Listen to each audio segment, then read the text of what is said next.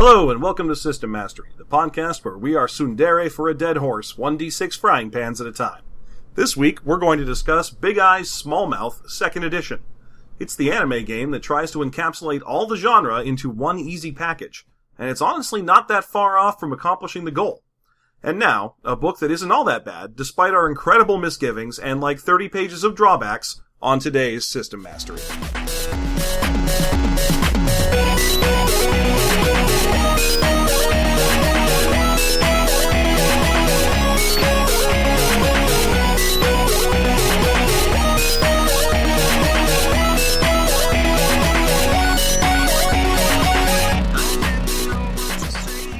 Welcome back to System Mastery. How are you, John? Doing so fine. Eric the Red, so fine. Callback, Street Fighter. Look it up. All right, so this week we're talking about System Masteries. Wait, that's us. We are talking about Big Eyes, Small Mouth. Yeah, we certainly are doing that. We couldn't find the 1st edition of the game to review, but I do have a copy of 2nd, which I checked. It is not the current edition, so it's okay for us to review it. Yeah, and I think 1st edition probably would have been a little less interesting, because apparently it was just super tiny. It's like a magazine. It said it had like 20,000 words, and this has like 200,000 words. Yeah, something like that. So they basically incorporated all of the various splat books from 1st edition, and then just threw all of the pertinent information from that into this book. Right, and then they added another couple 100,000 incidences of the word bishonen. Just for giggles. You know. Just so many sparkle pictures in this book. Yeah, actually, there's not as much as I was thinking. Like, I was cracking this open going, oh god, here we go with the anime. It's gonna be a whole bunch of pictures of doe-eyed 10-year-olds in bikinis and Pokemon rip-offs and what have you. But yeah, it does use an anime style, but it kind of looks like the kind of art by someone who just bought How to Draw Anime. Oh yeah, no, it definitely is the anime art version of the guy who's doing like his own art for his RPG. Oh yeah, absolutely. In a RPG where you should not look back because terror is never far behind. Oh no, there's not nearly as much cross-hatching in this book.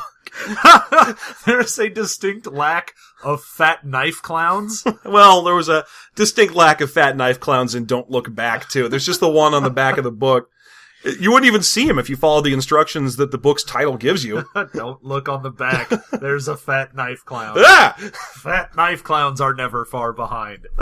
Anyway, Big Eyes, Small Mouth. Okay, so yeah, this is, I was expecting a lot more specific anime references, but this really does kind of boil down to being a generic RPG simulator. It's GURPS, but it mentions anime a lot. Yeah, and it has a lot of things that will only be useful in certain anime genres. Oh, and right. It does cover every genre. In the ones it doesn't cover, it mentions. Like, it talks about how there is a supplement available out there for the 1st edition for basically playing Pokemon or Digimon or whatever, called, like, Cockfight Seizure Monster, Collectible Seizure Monsters or something. Yeah. But this, I think they didn't throw that into the book, probably because it doesn't have to do with your character as much as a setting. So it's sort of like a monster manual for anime is going to be the Pokemon-esque thing. Right. They could easily have put it in. I also think it probably would have been too big. Like, it feels like they worked pretty hard to get the mecha stuff to fit into this book, too. Because, again, this really covers every genre of anime. And there are a few genres of anime out there. And the thing about anime tends to be that if something's in genre, you can really predict what's going to happen and what's going to be in there. Yeah, if there is a high school boy and 3 girls are interested in him, it is going to play out exactly like every other anime where there is a high school boy and 3 girls are interested in him. Right, and there's usually some mysterious magical gimmick that ends up not really mattering. Like, I remember I sat down with a friend and I watched 6 episodes of Fruits Basket once. And she told me as we were going in that the characters on Fruits Basket can turn into animals that have to do with the Chinese zodiac. And I was like, oh, that sounds kind of neat. Let's see that. 6 episodes, no one turned into anything. Except sobbing Rex. A lot of them would cry about things constantly or make mild threats at each other. And that was the whole show. Well, no, it's the same thing even when you have certain shows that are like, it's all about this kung fu guy, and you're still going to end up having shows where it's like, is he going to use his ultimate technique? No, it's going to take like 8 episodes before he does that. He's going to spend most of his time gritting his teeth and yelling. There's probably going to be someone hitting him with a frying pan and telling him how he's a horrible person and then making him eat. Isn't it weird how Dragon Ball didn't really seem to... Like, one of the things about this book that you really notice when you're reading through it is that every single time you read a description or a skill or a stat value or something, it reminds you of some anime. Oh yeah, like there's... One of the things you can get is a defect where before you use your special powers, you have to do a transformation sequence to put a suit on. And you're like, look how Sailor Moon this is. Oh yeah, that's like, okay, they knew that Sailor Moon had that transformation sequence, and so they squirreled it in there as a defect, and fine, that's great. It doesn't... I feel like it missed the Dragon Ball. Yeah, there's not a lot. It really dropped the Dragon Ball on this one. if you could pick up what I'm putting down here. Okay, sorry. What were you? No, but it really does seem like you could do certain things. Like you can have some flight. Yeah. You can have super strength. I bet you this book is like 80% abilities and drawbacks, and I bet there's one in there that we missed. That's you can use your ability, but you have to charge it. Like you stand there going, probably. There is a bonus that you can get that is essentially a metamorphosis, and you could go ahead and say, look, my metamorphosis is me going Super Saiyan. Oh yeah, or then Super Saiyan 2 and 3 and monkey version. Oh, Super Monkey Saiyan. That's a thing. Don't think it isn't. Oh, I know it is. don't think I don't know about Goku and Gohan and their stupid bullshit monkey race. There's this book really kind of pointed the mirror at us. If you were to ask me if I was an anime fan, I'd probably give you the most Americanized response possible, which is, oh yeah, I like Cowboy Bebop and Samurai Champloo and the first Ghost in the Shell movie. I like anime. I have seen Akira. But then as I'm reading this, I'm like, oh my god, I'm familiar with a ton of this. I'm like, oh, this is just like Slayer, or this is just like Berserk, or this is just like Tenchi Muyo, or Ranma Half. And, until I was at this at the point where I was like, do I like anime? Is that what's happening? And I was, oh wait, no, I don't, because I hate all those shows. Wait a minute, I know all of these shows, and I hate all of these shows. Right. Okay, so let's get down into some of the mechanics of this thing. It's a tri-stat system. Yeah, that's what they call it. Apparently, they didn't even have in the first edition.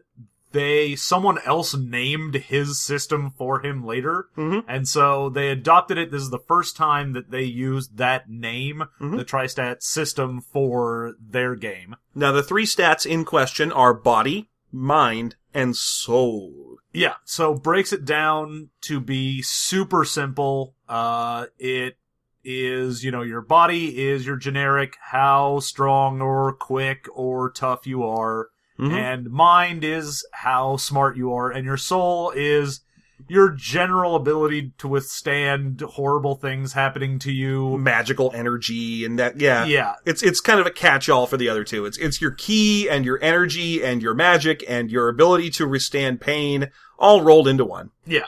And then there are a bunch of derived values off of those stats as well. This game uses a lot of something we've seen before in one game where it had you take the averages of things to determine what your abilities are. I think it was I've mostly blocked it out of my head, but I'm pretty sure it was Prime Directive. Had you spent a lot of time getting the averages of things. Yeah. This book does that for your combat values. So, for example, your base combat number that you'd be rolling on mechanical stuff, and we'll explain how the mechanics work in a minute, is all 3 of your stats, your body plus your mind plus your soul, divided by 3. Yeah, and now you're going to have stats that are a value of 1 to 12 is as high as you can go. And they say that generally a 4 is gonna be a human average. So, really, technically, an average human has a combat value of 4, and then your defense combat value is whatever your combat value is, minus 2. Right. So if you don't have any training in fighting, and you try to punch a guy, then your basic combat value, or your ACM in the system lingo, is 4. Now, here's how mechanics work for most skill rolls and ability checks and so on in this game. Roll 2d6 and try to roll under the value. Yeah. So, for example, if you're making a generic body check, you roll 2d6 to see if you can get under your body. That means an average human fails 71% of the time on accomplishing any task. Yeah. And it does at least say you probably won't need to roll for most anything that you're going to normally do. Yeah. But it means anytime a normal human tries to do anything hard, remotely difficult, they're like, oh, well, shit. Yeah. Now, it does have modifiers. There's lots of modifiers. If it's a really simple task, you might be at -6 to the roll, so you'd actually, if you rolled a 10, it would end up being a 4. I'm just surprised that it's not your average stat is 7. Aren't you? You feel like that'd be kind of... You'd think it would, but the game it really is kind of happy on the modifiers here. Yeah, there's a lot of mods out there. So and anyway, the successes are marginal in different directions. You can have, if you get a 0, you roll exactly whatever the stat you were trying to roll. It is just a marginal barely success. You kind of succeed. Yeah. And then you can get up to a +6 or a -6 for... Did you go ahead and have way better than you needed? Then you can get up to -6 from the stat. So if you rolled a 2 and had a 8 or above, then great, you got a -6, which is as good as you can get. Or you can get a +6. So if you rolled a 12, and even if you had a 6 in the stat, you would have failed spectacularly. Right. So it's got some variable kind of GM determines exactly what happens style kind of failure chance spreads. Which is alright. There's other games that do that. Usually they end up being a little... I'll tell you, I've played in games where that's the system. Where Exalted is a really good example of a game where that's the system. How many successes did you get? 7. Well, the difficulty was only 2, so extra cool things happen. And usually, unless it's real important, those things tend to kind of disappear into the game system. Okay, you guys need to swim across the ocean. The difficulty is 4. I rolled 14 successes. I rolled 9 successes. Alright, you both swim across the ocean. Meanwhile... Yeah. It's sort of not super important for most things, and is especially weird because most of the time when you have something like that, say in an Exalted or anything else where you've got a swing of how much you fail or succeed, it modifies your attack in some way. Oh yeah, that's the weirdest thing about this game. This has a binary success system for attacking. If you roll, you either hit or you didn't. So even if you roll a 2 and have a 12 in your stat, you hit the shit out of that guy. He's still rolling his defense value, and it does not matter how well you hit. Yeah, there's no interplay between attack and defense. So for example, if I'm trying to hit John, which is going to be really easy, let me tell you, I roll on my own, ACM, or whatever ability combat modifier, whatever it stands for, to try and punch John. I roll, let's say I'm an average human and I have a 4. I try to roll under a 4 on 2d6. If I succeed, I hit John. Meanwhile, John doesn't want to get hit, so he's rolling on his own stat. Now, he's not trying to beat the value I put forward. He's just rolling against whatever his defense value is. His defense value, if he's an average human, is 2, so he's trying to roll snake eyes on 2d6 to not get punched. What my success in hitting him has absolutely no inference to his chance of not getting hit. Yeah.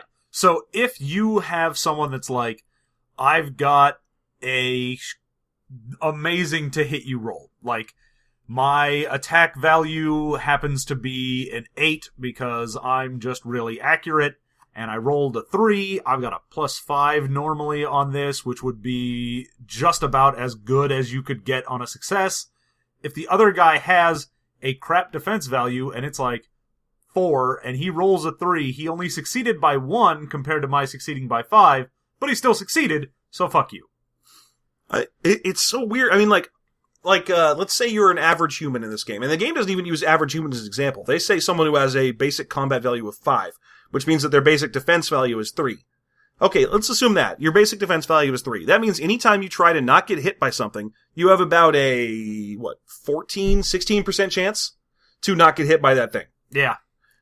And it's just weird. There's nothing you can do about it. There's modifiers that can affect it, but on a basic basis, your chance to get hit is real good. Oh yeah. No, unless you really want to try and get the modifiers and go, look, I'm hiding behind a thing. Can I go ahead and get a -2 or 3 to my roll, please?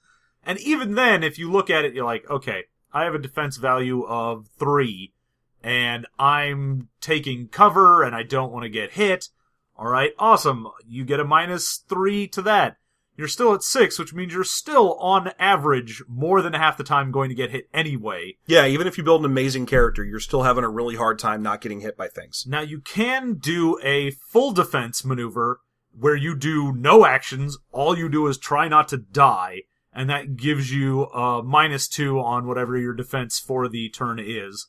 So you could ostensibly, even if you have a crap defense value, like hide behind things and then just cry and duck and cover and hope you don't get hit, and it'll take you up to generally not being hit. Now, I'm pretty sure the full defense value only occurs when it's your turn to take an action as well. Well, yeah, you decide, this is what I'm doing. I don't want to take actions just for the rest of the round. Right. I'm defending. Because this game has an initiative system, and you determine your initiative by rolling a d6 and adding your ACM. That's how you get initiative. So if someone's got a high ACM, then they also are very fast and very likely to hit you.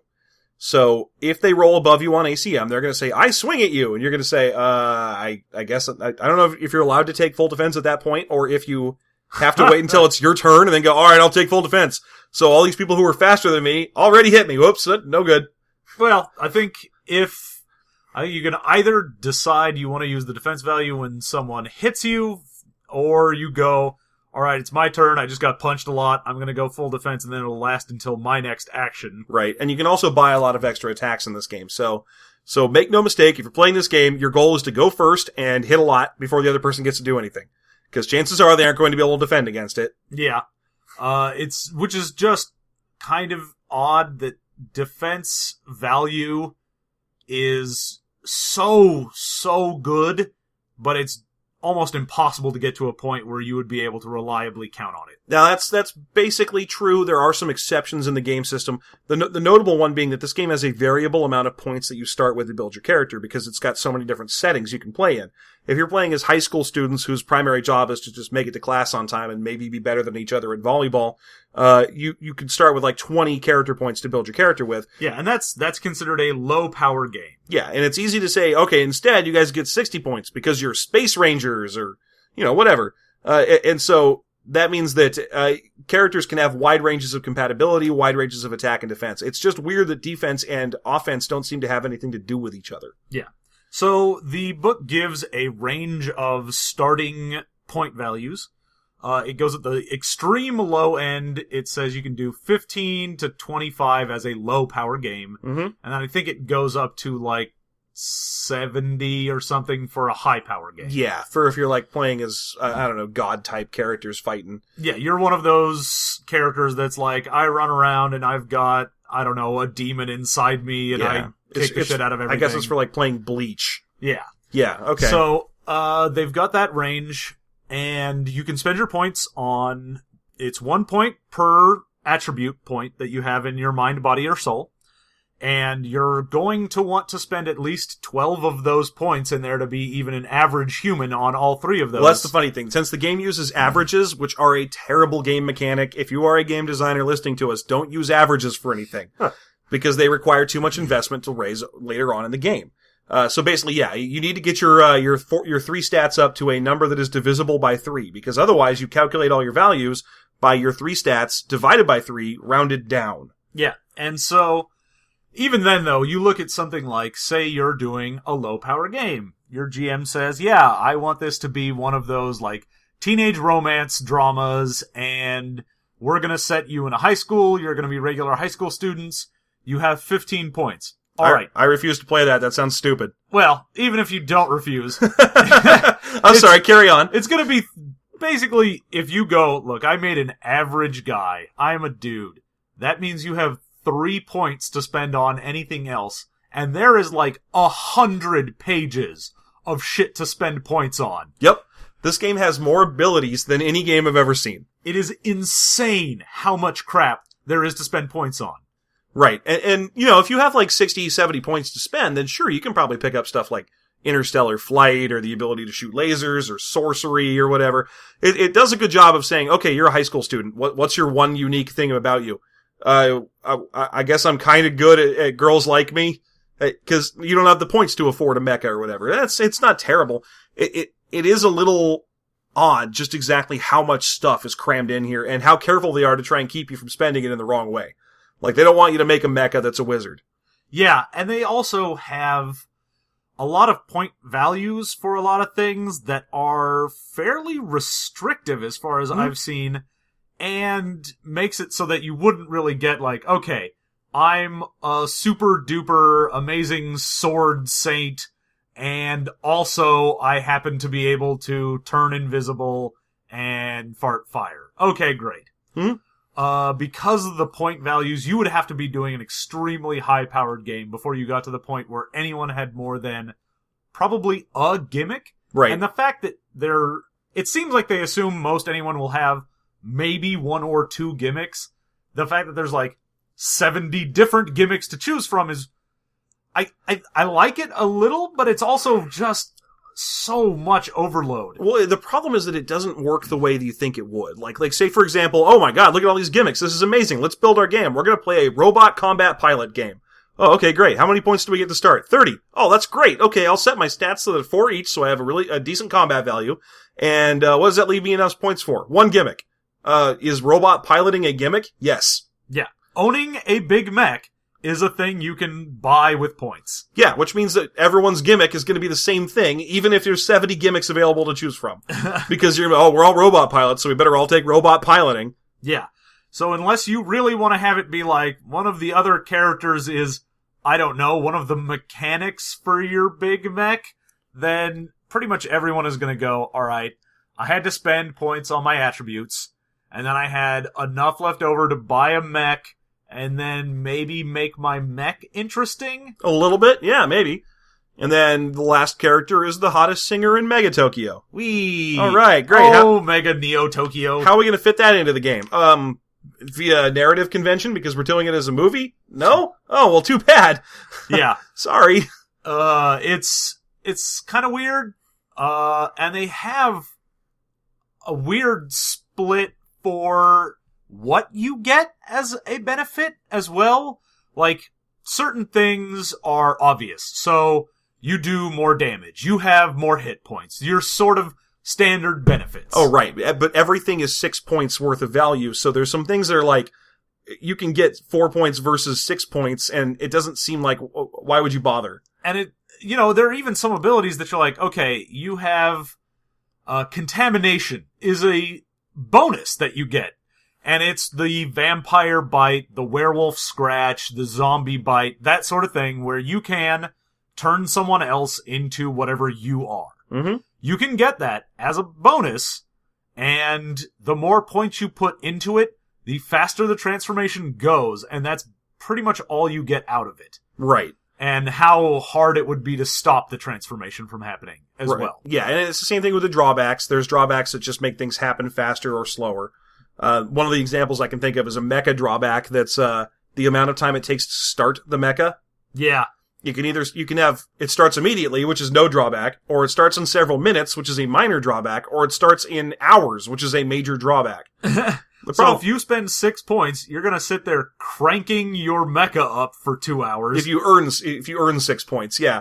But, that doesn't work. That's not functional in game mechanic terms. Cause your GM's gonna be like, alright, there is an encroaching horde of demon mechs coming at you. You need to stop them. Okay, I'll starting my mech. Okay, well, the demon hordes get there because it takes you hours to start your mech, and they laser you. Oh, well, that's a terrible game. I agree. Why did you take that drawback? I also agree. Why didn't you start those demon mechs hours away? Yeah, and I mean, it's the same thing for, like, the contamination one. It even says in the book, look, if you're a werewolf, maybe as a GM, don't let your character just turn the entire party into werewolves, so they all get super extra bonus points. Because being able to just go, look, I spend points on making werewolf be an awesome thing where I'm super strong and super fast and have heightened senses. And then I just walk up to everyone in the party and go, scratch, scratch, scratch. One of the more famous things about this game is that apparently, and we didn't really do the math on it because we'd already read about it and didn't think it was that important, it's possible to break the game in half by using one of the mecha effects. The ability to have your mecha be comprised of little mechs. Yeah, you just get mechs and then split those off into little mechs, and every mech that you purchase has its own points that then you can buy things with that. So you can have, like, a mecha that then buys its own attributes, so you can have a mecha that owns a mecha. You can have mecha made out of little mechas, and each little mecha owns a mecha. Yeah, imagine if Voltron was made out of 5 lions, which were themselves made out of 10 horseshoe crabs, which were themselves made out of 20 members of Creed. You'd have thousands and thousands of shitty little guys, and you get to have points on all of them. So it's an easy way to break the system wide open by just saying, oh, well, all my mechas are made of mechas, which are made of mechas, which are made of mechas. Would you say it's easy to break the system with arms wide open? Oh! Why did I mention Creed? You got stabbed. Now I'm thinking about Creed, and I don't want to. Okay, so there's a lot of bonuses you can purchase, and there are a lot of drawbacks you can purchase. And a few of the drawbacks, if you've listened to the podcast before, you know me, and you know I hate the drawback system because it's so gamey. Oh, yeah. In this case, it's better than most, but there's still a few in there that are just like, why is this here? Well, it's the same usual suspects from anyone that includes a drawback system of things like, you have a dark secret. Yeah, dark skeleton in your closet is one of them, of course. Everyone always takes this if it's available because it's cool to have a dark secret. It's not a drawback. Yeah. Another one is Nemesis. Someone hates you. Well, yeah, if you're playing in a combat-based game, someone probably hates you because there's bad guys. Yeah, it's just saying to the rest of the party, look, I'm occasionally just going to wrest control of this game away and make it about me and my nemesis. Right. And there's another one that is you are irresistible to the opposite sex no matter what. Oh, yeah. That's a drawback, which, you know, I got to give them some credit there. That makes sense for anime. If you're building one of those stupid harem games or animes into a game, like if you're like, oh, let's play Tenchi Muyo, who wants to be the one guy that doesn't understand why he's getting all this weird alien female attention? And he's always like, no, don't touch me with, oh my god, I accidentally fell on a boob. Like that kind of thing. Then yeah, it makes sense that your character is desirable to the opposite sex and hates it.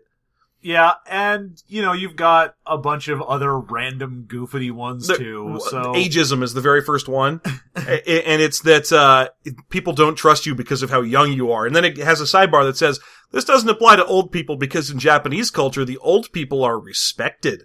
Yep. And then it goes, but you might want to use other isms, such as racism, elitism, and judgments based on your physical beauty, sexual orientation, the job you have. What I think funny is that isms include physical beauty, but there's also another drawback that's just you ugly. So you can take double ugly if you want. Yeah, you can, well, the thing is, you can be like, look, I'm super ugly, but I don't exist in a society that hates me for being ugly. Or you can be like, look, I'm kind of not that good looking and society hates the way I look, but there's no actual drawback to how you look. Right. Or you can say my character is butt ugly, society judges people for being ugly, but I stay inside of a mech all the time. This is just 4 bonus points. Yeah, there are some that are very obviously for certain genres. Because if you're playing like, alright, we're doing the giant mecha game or something like that, and you're like, okay, look, I'm playing a big fat gorilla that everyone hates. Well, why does everyone hate that big fat gorilla? Well, people hate fat gorillas. They like nice, svelte, good-looking gorillas. And, you're playing in a big mech game, and you're never outside of your mech, then no one gives a fuck. It's supposed to be there for games where you're doing some romance thing or whatever. Oh man, poor Lieutenant Bananas. He always gets the worst mech assignments because everyone knows there's a fat gorilla inside that fat gorilla shaped robot. I've never seen him, but I'm pretty sure Fatty McGorilla's in that robot. His name is Fatty McGorilla's in there. Yeah. His call sign is Bananas. So yeah, there's a lot of drawbacks that are, but again, that's just a weakness of drawback systems. Like, what was the one that we were talking about that was, anyway, the how long does it take your mech to get started is a perfect example. If you take that one and you say it takes me hours to start my mech in a mech game, then there's only 2 ways that things will happen. Either your DM will say, no, don't take that because jumping in and out of mechs is important, or your DM's gonna say, okay, I'll make it so that mechs take forever to arrive because otherwise no combat's gonna be any fun. Because you'll just get shot while your mech's sitting still. Yeah, and the only thing that it's trying to narratively at least do is go, okay, there might be some tension of maybe there are a few rounds where you have to hold off something before your mech starts, or maybe you have to, like, get to a place and something's already happening by the time you get there. But if the GM wanted that to happen, you would be attacked outside of your mech anyway. Yep. Or you would be late to show up anyway. Exactly. It's basically like taking a game of chicken as a drawback that you know you're going to win. Because your GM wants to tell a story, and he's going to tell that story regardless of how many dumb, stupid weaknesses you throw in his way. Yeah. It's sort of like the Nemesis thing of, I'm going to get some points for taking this, but what it does is it just makes you have to change things. Yeah. Your GM now has to work in your dumb Nemesis. Yeah, so now he has to work in the fact that anytime he wants combat to take place, he probably has to make sure either the threat is such that it doesn't just murder you when you're outside of your mech, or that you have time to respond with your mech. Exactly. It's just a dare to your DM, basically saying, hey man, are you going to be a dick? Of course not. I don't know. I just don't like weakness systems. I've said it before, I'll say it again. This one isn't as bad as some of the others. None of the weaknesses are obvious choices. And there's a few that are obvious choices in that if you're playing a certain game, it'd be very easy to take them and then get out of trouble. Like, for example, if you're playing a giant robot pilot and you take that your character can't talk. Yeah. Who cares? No, you just respond to everything with ... Right. Or you could take no arms and pilot your mech like via brainwaves or something and you'd be fine. Yeah. And then, there are certain things where you go, we've got this. We've seen it in, like, Buffy. They have significant other as a drawback. Oh, yeah, because your significant other is always in trouble. Yeah, you're going to be a protagonist, and your significant other is probably going to end up getting in trouble from something. Right. One of my favorite jokes we had leading up to this was that you should be able to take girlfriend as an ability in this game, because anime girlfriends tend to be situationally invulnerable, and they're the only, like... For example, Bulma is the only person in the universe that can hit Goku. Yeah. She can do it whenever she wants, and she just beats the living shit out of him. And why doesn't she go out and face, like, Frieza and so on? If she's so friggin' good at beating up Goku, and it's because she's only good at beating up Goku. So they should let you have a penalty penalty that is anime girlfriend, which is that you are unbelievably strong, but it only works on your own boyfriend or women trying to get him. Yeah. You go ahead and get in the way of some superpowered lady who wants to beat up your boy, and you're like, you're gonna fight me, you get away from my man! Yeah, and if you're a huge fan of anime, think about it, because it's in all your animes. Every last one of them. Yeah, unless it stars a woman, in which case there's a whole set of other tropes that they all do. So yeah, you've got a bunch of those, and then on top of the, 100 pages of... generic abilities and mecha abilities. Your shenanigans and your drawbacks. They then have an entirely separate from that skill system that they even say you don't have to use. The game's like, you could use skills. You don't have to. Yeah, you do. Let's go ahead and say that. Yeah, you do. An average character has a less than 40% chance of succeeding on an average roll unless skills are introduced to the game. Yeah, and the game gives you 20 skill points, and the way in which you get to spend those points depends on what type of game you're playing. Oh, that is the weirdest thing to me. Okay, so there's this big grid in it, and the types of games you can play are like teenage romance, giant robots, hot rods and guns, cyberpunk, horror, supernatural horror, investigation, all these different game systems. And for each one, the skills value in terms of how much points of your experience or skill points you have to spend to get them are weighted based on how important they are in that genre. And it's more expensive the more important that skill is to that genre. And it goes from 1 to 6 points to purchase 1 point in a skill. So for example, if you're playing a driving game, if you're playing whatever that, I still can't remember the name of it. It's the one that starts with, it's just got a big D in it. It's like letter D or Tenacious D or something. And it's, yeah. It's like Formula D, except not that. Drifty D. Yeah, like Shift R.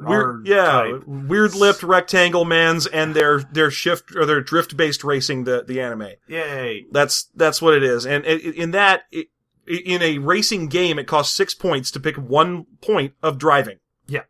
So if you got, 20 skill points, you could get, if you spent 18 of those 20 skill points, you could have 3 levels of drive. Which goes to 6. So it's impossible to start in a generic game as being the best at something. Which, alright, that's fine. But the weighting system is so weird to me, because it basically encourages you to take skills that you wouldn't want, Okay, I understand that, yeah, that's actually a good idea to reward people for building outside of the core concept so that they don't just min-max.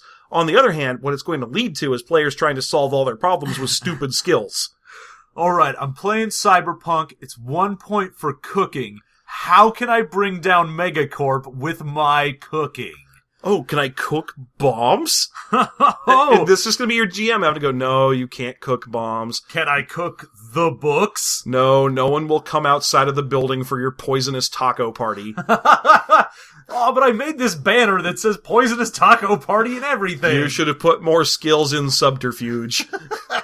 Oh, but that's actually a lot of points because it's Cyberpunk. Right. So the weighting system is weird. It makes sense. I just find it very odd that it becomes harder to get good at something in a game where you would be good at something. Yeah, it means that no one gets to be your standard protagonist. Like, no one if you're doing a setting that is like Samurai Champloo, let's say, you've got the wandering best swordsmen in the world, and that's your conceit. Problem is, neither of the people that are going to be playing this game and are both wanting to be those swordsmen are going to be able to be the best swordsman in the world because they're going to have, like, 3 points in melee combat. Right, yeah. If you want to be Mugen or Jin or Fu or whoever. Yeah. I think those are the 3 characters. One of them is just the girl with the squirrel. Squirrel Girl? Yeah, Squirrel Girl, the girl with all the squirrels. Yeah. Yeah, she's in Samurai Champloo. Didn't you know? Yeah, I knew that. Doreen Green, core member of the Great Lakes Avengers, is obviously. in Samurai Champloo. Duh. Obviously. Right. You've seen anime, you know internet. Okay, so we were talking about this, and yeah, there's a lot of different skills you can put points into for each one. There's about 20 different skills to choose from, and if you read through the big grid of which skills are more expensive and which, it's kind of funny because all of them are weighted heavily except for teenage romance, where everything is cheap because, no, what are you going to be good at? No, like, the only things that even cost more than 3 were cooking and gaming. Urban tracking, which I don't even, why do you need an urban track in a teenage romance? Stalking. Oh man. so yeah, that's, so urban or teenage romances. Would you play in a teenage romance? You know, the weird thing is, if you had asked me this before I read this book, I would have gone, no, that sounds real dumb. Ugh. But after reading this book, I'm like, I would probably play a one-shot of some stupid teenage romance thing. It doesn't hurt that this game, for all of our kind of making fun of the foibles of it, is probably the most well-designed, kind of tightly put-together game we've seen so far. I wouldn't say that. Well, okay, there's the huge drawback of how hard it is to do anything is kind of there. Like I assume that when they came around to their 3rd edition, they probably made it so you didn't have just a 30% chance to succeed at, for example, dodging. Yeah. That particular bit's really broken, but the abilities, I kept reading through all those abilities trying to find one that was super broken. And then the game would be like, no, it's not. It makes sense. Just read this a little further. Like senses, for example. If you take enhanced senses, then you get 1 enhanced sense per point you put into it. You can put 6 points into it. And I was like, aha, game! You have 6, you have put in 6 levels of enhanced senses, and there are only 5 senses. And then you read the 6th one, it just goes, oh no, pick another one and you get it twice as enhanced. Hey. I was like, oh, you have foiled me again. You actually thought this through. Damn it. And it has 6th sense as another thing you can get. Secondary ability. And also, bulky is the thing you can take. Oh my god, it's so good. Bulky lets you make your character too big to go down roads and so on. And BP1, or Bulky Points 1, is your character's roughly the size of a VW or a gorilla. You're a big rotund thing. And then it has a side note that says, this is as big as you should let a character be if they aren't a big robot or a monster or something. Yeah. That's how big they should, that's where you should top out. It doesn't force that on you. No, there are a lot of things where the book says, look, we put this in the game because it actually exists for certain anime conventions that there are going to be characters that will have the 6th level of this. Mm-hmm. Okay, great. But then goes, look, man, don't just let dudes have this. That would be terrible. My character has the bulky value of 5. Oh, good. You're a spaceship. I am the world's fattest man. I am as big as the moon. Well, fabulous. I'm glad that Moonfats McGee showed up so that he could roll around in my teenage drama. If there's one thing, at least he's more attractive and more well-liked than Bananas the gorilla mech pilot. Oh, Fatty McGee, we like you more than bananas. Damn you, moon fats. But you can do that, though. You can build a man who is as fat as the moon. If you really want to, you totally can. Yeah. You can build Ego the Living Planet. Oh, yeah, because there's also BP6, where you weigh 100,000 tons. You're just like, all right, man, sure, go for it. Have fun with that. It's my supernatural horror game. And my character's the size of New Jersey. Yeah, that's when you're like, look, man, I made a kaiju. Fuck you. Oh, no, he's just a guy. He's just... Well, you're just Attack on Titan at that point. Oh, that's perfect. That's what you're doing. You're making Attack on Titan characters. Yeah. I want to play as a mindless, smiling idiot who eats people for no reason. Yeah. I assume there's probably a reason, but I've only seen one season of that show. Well, I've seen one episode, so you got me. Oh, okay. There you go. There's a bunch of big mindless weirdos that run around eating people. Yeah, there certainly are. Yep, there you go. That's the show. They're all naked. And everyone fights with giant kind of razor blade swords. Yeah, and they flip around and do stuff. Oh, yeah. They have like hip belt, grappling cannon things. Yeah, they have the most impractical devices possible. It's kind of fun to watch that show and watch them just get yanked around by those things and just wondering what would happen to their spines. Because they're getting pulled. Most of them look like they're getting pulled by the dick. At like 8, like just God reached out and grabbed him by the wang and was like, this way, 90 miles an hour, go! Do that kind of Kermit the Frog style of running where their top half zips backwards while their dick goes towards the target. Oh, yeah. We just made a lot of enemies. Yeah.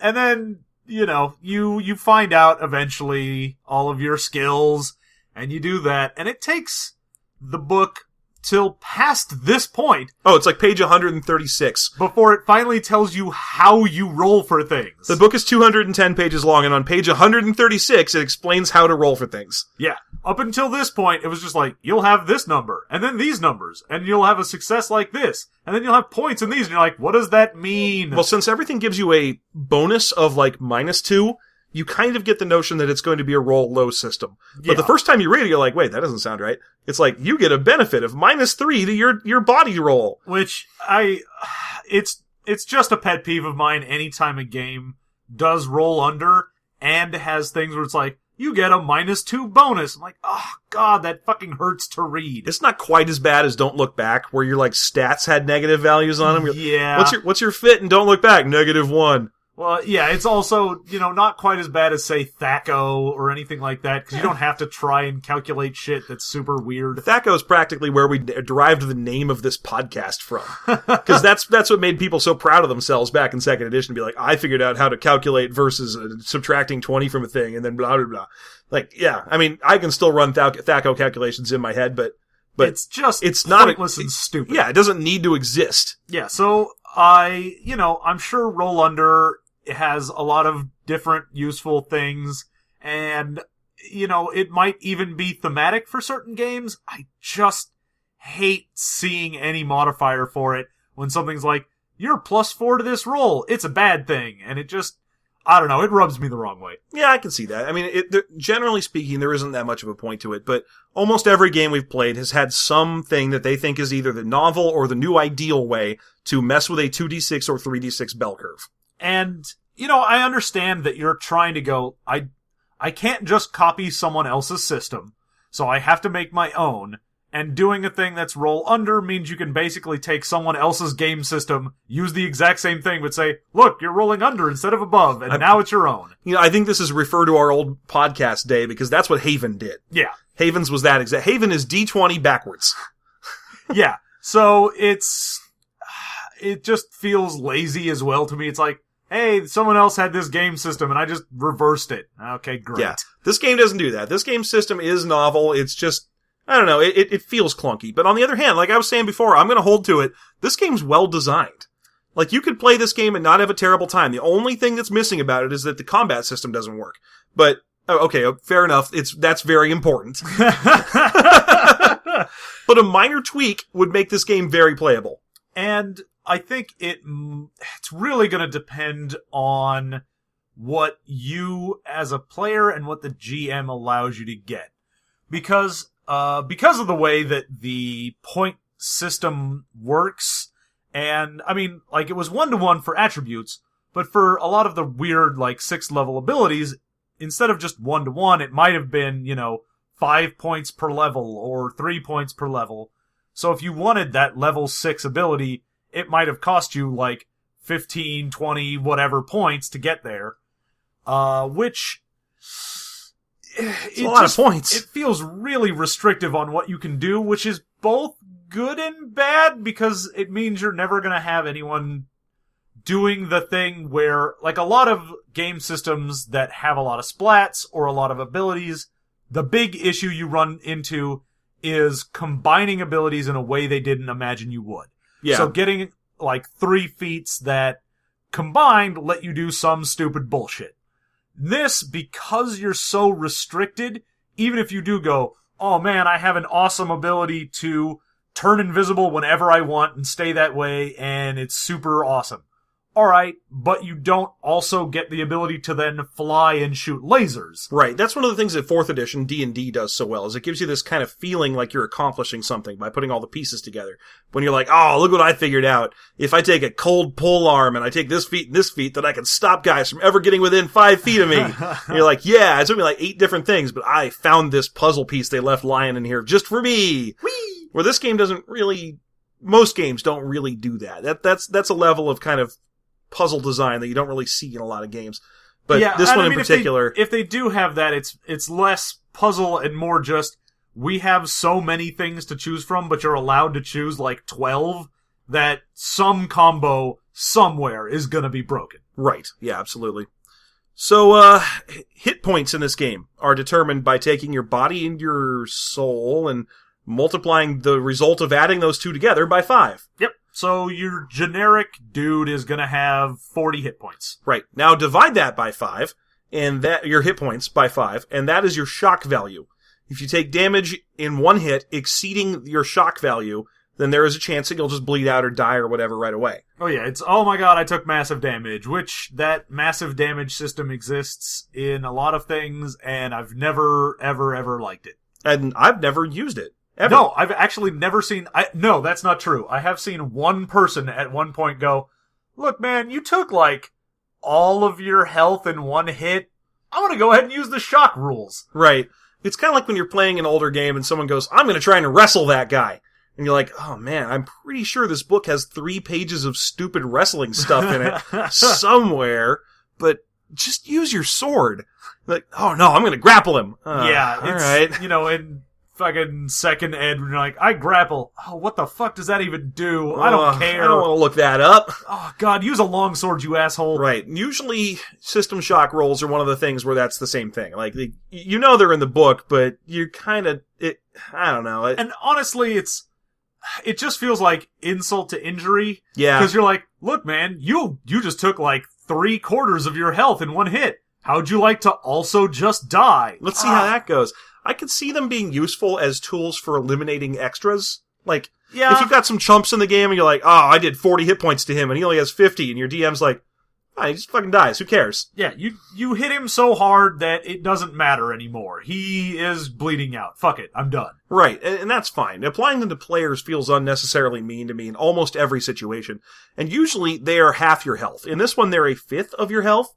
Which means it's pretty likely it's going to get you, especially with how hard it is to not get hit by something. Oh yeah, and so weapons have a damage value, and the damage value is pretty much 5 or 10 usually, and goes up from there.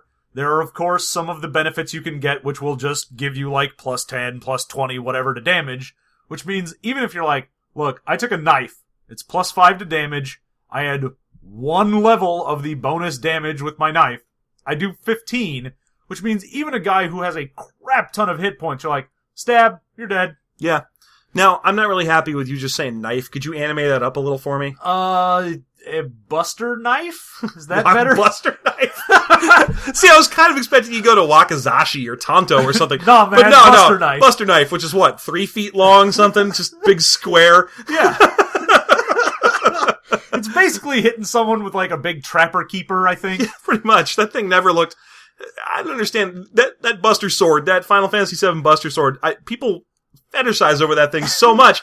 And it clearly just exists like that because PlayStation 1 graphics were so awful that if you had tried to put in anything other than a 6-foot-long surfboard, it would have shown up at all. So, yeah. Okay. So, okay. There's also an XP system in this game. Is there? Probably. I think it's called Karma or something. I just remembered what I'm thinking of isn't an XP system. It's a temporary progression system. Yeah, you energy points. Yeah, you also have energy. So in addition to your hit points, you have energy points. Right. And energy points is mostly useful if you're a mage or you've got some key or whatever. There's 2 full magic systems, by the way. Yeah. But it is your mind and soul times 5. Right. And the thing you can do if you aren't a mage or anything like that would normally be using it is you can use it to temporarily boost stats. So if you're called upon to make a body roll and you've got a 5 but you really want to succeed, for every 10 energy points you spend, you can temporarily increase a stat by 1. So you could spend 30, go ahead and raise your stat up to an 8, and then you'd probably succeed. You have a 55% chance of making this roll. Yay! So, okay. So that's, you have a way to temporarily boost your abilities. Energy points can also be used to power spells. There are 2 versions of spells in this game. There's a standard kind of Dungeons and Dragons-y spell points-y thing where the spells actually have names and do specific things. And then there's an ability that's just called dynamic sorcery, which is basically, just do whatever. You can do a set amount of damage, but other than that, whatever. You can make a bridge out of nothing or make yourself a spaceship. It's basically Green Lantern power. Yeah, the whole thing is for every level that you have in this power, you can do more cool things. Right. So like level 1 is stupid cantrips. Maybe you can like tie someone's shoelaces or whisper something to someone. And then it gets up to level 6 where it's just like, I don't know, just say what you want to do. Yeah, just do the thing you're doing. Fine, whatever. That's how it goes. But instead of spending points and just doing things, you do have to make a roll for dynamic spellcasting, cause you're making shit up on the fly. You're just like, you roll on my soul stat and see if I have the inner strength to affect the world in such a way. Right. Do I? And if you fail, then the GM is encouraged to make stupid, like, when someone uses a wish in D&D, to go, okay, what were you trying to do? Well, I was trying to make a frying pan. Oh, well, the frying pan appears above your head and it knocks you on the dome. Bonk! Yeah. You know, stupid things like that. Another ability I just thought of I wanted to mention was the one that lets you generate darkness or smoke. Yeah. And I like that the BP 5 and 6 levels are a state or a country. Oh, yeah. You can blot out the sun for a small country. Right, which is awesome, but it's one of those things that makes perfect sense as a monster ability. Which is the example they give, that some vampire has blotted out the sun for his little kingdom that he got. And I was just going to give this a little bit of credit because I think it's neat that they used the same power and then they made it unreasonable for players to choose it at level 6, because why would you spend that many points on it? And because why would your character ever need to blot out the sun in an entire country? But it's still in there for monsters for flavor purposes. Yep. And that's pretty well, I thought that was pretty well thought out. Now, if you really do want your character to blot out the sun in a small country, I recommend taking the bulky drawback at a range of 5. Yes. My character, Fatso Eclipse, is... Fatso Moonkin. He's a Moonkin now? Of course, they're really big and fat. Why not? And he blots out the sun. Yeah, there you go. All right, so we're running down on time, so let me go ahead and get to the asking questions phase of the podcast. Whee! John, what would you say is your favorite thing about Big Eye's Small Mouth? I like the simplicity of the stats. Mm-hmm. I think it's probably my favorite thing is the tri-stat system, just boiling everything down to 3 things. Makes it a lot easier as far as, what do I want to put points in?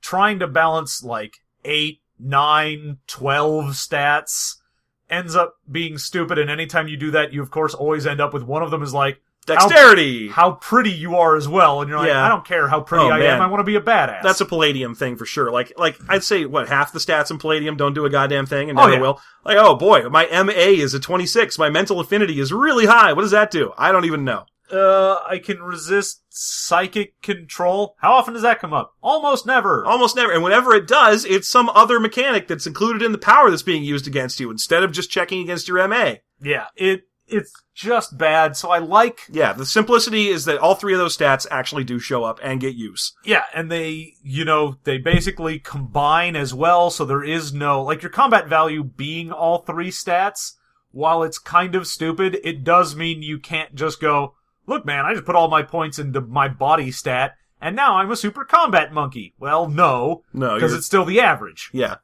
Although, honestly, it does kind of work that way. If you were to say, all right, my character has a 12 strength and a 3 in the other two, then, okay, yeah, or 12 body and a 3 in the other two. Yeah, his average is still the same as someone who had, I don't know, like 6 points in each.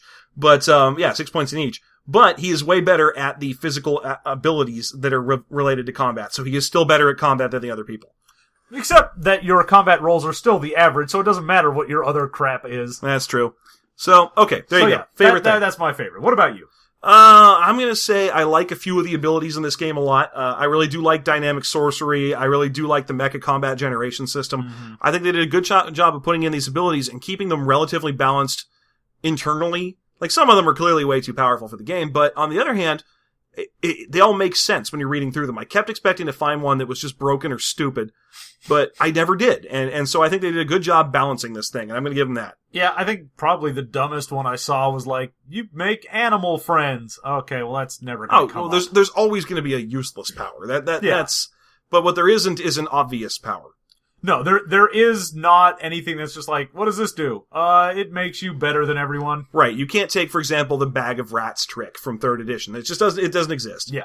There's no just wizard you can be. If you want to be, I mean, yeah, there's spells, and there's a wizard stat, but you can't just be, I'm the spellcaster, I'm the best in this game. There you go. That was fun. Wasn't that fun, everybody?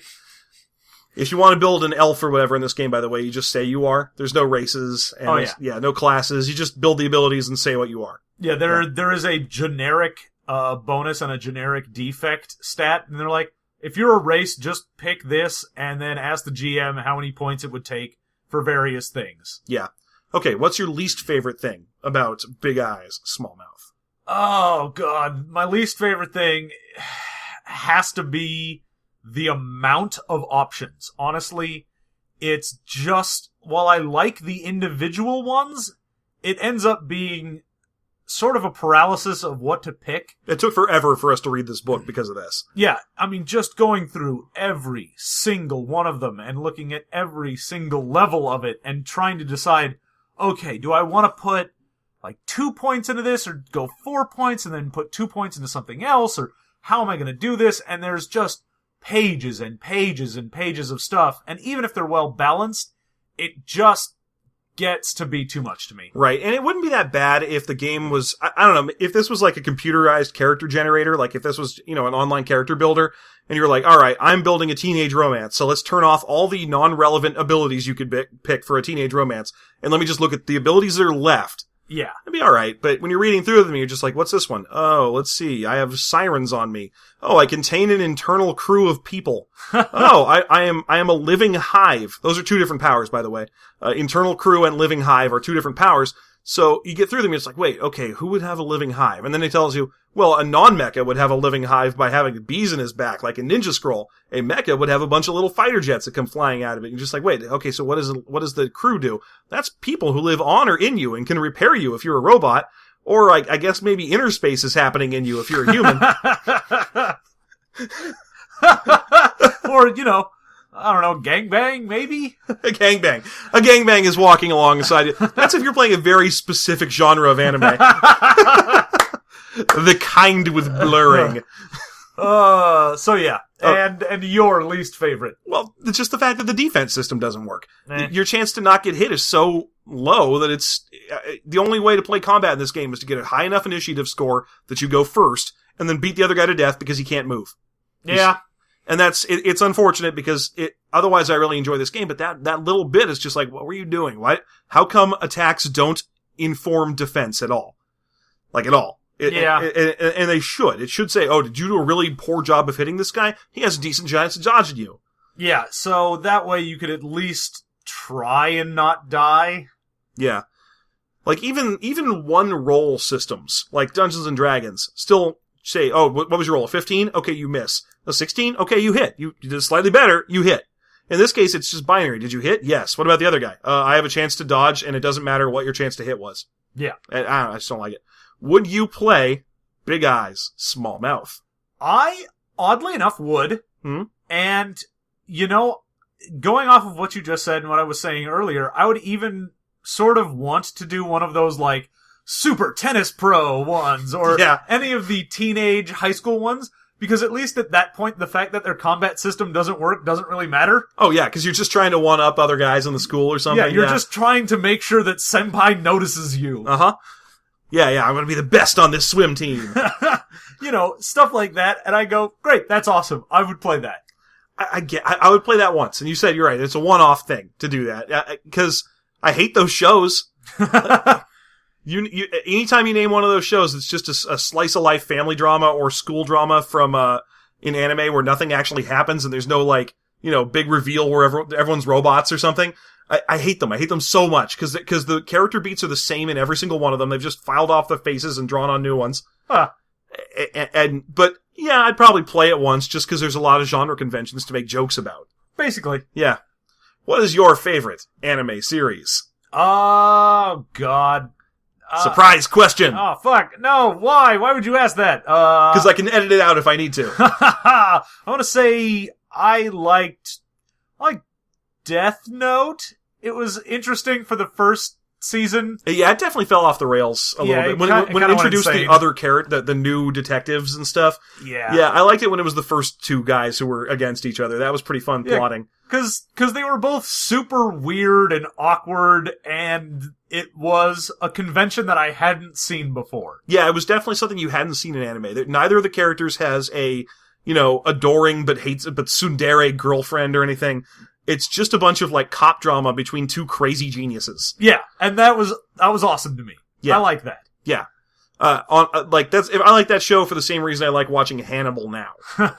It was well put together. I'm gonna go super generic-y standard guy and say I really enjoyed Cowboy Bebop. Yeah, it's a great show. It's good. Yeah, I don't even need to tell you why. Everyone's seen it. Everyone knows it's good. It's got great music. It's got fun characters. It's got really dynamically done action sequences. It's a killer show. Yep. There you go. All right, so I think we've hit about an hour. I think we can probably be done talking about anime now. Probably. You want to go watch some anime? I really don't. No? No. Oh, okay. That's too bad. I got a copy of that Ghost in the Shell series. Remember that? Where it's just long shots of cars driving down highways while one character explains cyberpunk ethics to another character ad nauseum. Want to watch some of that? Yeah. Oh, wait, no. I'm just kidding. Not that. We're not going to do that. I just wanted to reference one more anime thing. Okay, so this has been System Mastery, as always. You can find us at SystemMasteryPodcast.com, System Mastery on Facebook, System Mastery at Gmail, System Mastery on Twitter. And I think that's it. Maybe. I don't know. There's probably one more out there somewhere. Let's build a Pinterest. What do you say? Yeah, get that System Mastery Pinterest. Ooh, or subreddit. Yeah, let's get a System Mastery Snapchat so you can see my dick. For 8 seconds. That's all anyone needs to see my dick for. 8 seconds you'll never forget. All right. Good night.